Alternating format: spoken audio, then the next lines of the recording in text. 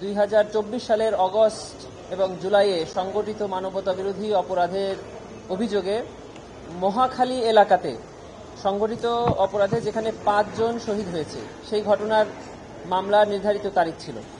এই মামলায় তদন্তকারী কর্মকর্তার পক্ষ থেকে 3 মাসের একটি সময়ের আবেদন করা হয়েছিল, যার প্রেক্ষিতে আমরা আজকে মাননীয় ট্রাইব্যুনালে একটি সময়ের আবেদন করি। সময়টি মঞ্জুর হয়ে আগামী 20/7/2025 তারিখ তদন্ত প্রতিবেদন দাখিলের দিন ধার্য করা হয়েছে। ট্রাইব্যুনালে আরেকটি মামলা ছিল জুলাই গণঅভ্যুত্থানের সময় মোহাম্মদপুরে সংগঠিত যে মানবতা বিরোধী অপরাধ, সেই মামলায় মোহাম্মদ ওমর ফারুক নামে একজন আনসার সদস্য তদন্তকারী কর্মকর্তা পেয়েছে যে এই আনসার সদস্য একদম ঠান্ডা মাথায় আন্দোলনকারীরা ছাত্র জনতারা একটি রাস্তার পাশে জড়ো হয়ে আছে, একদম তারা কোনো আন্দোলনে অংশগ্রহণ করছে না বা তারা কোনো ইটপাটকেল নিক্ষেপ করছে না, একদম দাঁড়িয়ে আছে। তাদের কাছে গিয়ে ঠান্ডা মাথায় গুলি করে ওখানে একজনকে হত্যা করল।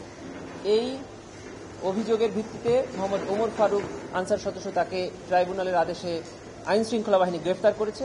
তাকে আমরা জিজ্ঞাসাবাদের আবেদন জানিয়েছিলাম। মাননীয় ট্রাইব্যুনাল এই আবেদন মঞ্জুর করে 27/4 তারিখে তদন্ত সংস্থায় তাকে জিজ্ঞাসাবাদের অনুমতি দিয়েছে। আরও 2টি আবেদন ছিল বিভিন্ন মামলায়। সেটি হলো তদন্তকালে এই জুলাই গণঅভ্যুত্থানের মামলায় যে সকল ডকুমেন্ট তদন্তকারী কর্মকর্তা সার্চ করে এবং সিজ করতে পারে বা সংগ্রহ করতে পারে, সেগুলো যেন সরকারের যথাযথ কর্তৃপক্ষের নিকট থেকে এর ভেরিফাই করতে পারে, এর জেনুইনিটি টেস্ট করতে পারে, সেই আবেদন আমরা করেছিলাম। 2টি আবেদনই মাননীয় ট্রাইব্যুনাল মঞ্জুর করেছে।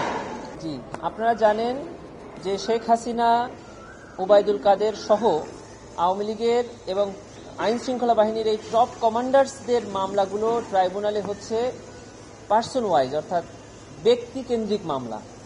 এই ব্যক্তির বিরুদ্ধে কি কি অভিযোগ আসছে এবং এই ব্যক্তি মানবতা বিরোধী অপরাধ সংগঠনে কি কি কার্যক্রম করেছে সেই সংক্রান্তে মামলা তদন্ত হচ্ছে, যাদেরকে আমরা আইনের ভাষায় বলি সুপিরিয়র কমান্ড রেসপন্সিবিলিটি।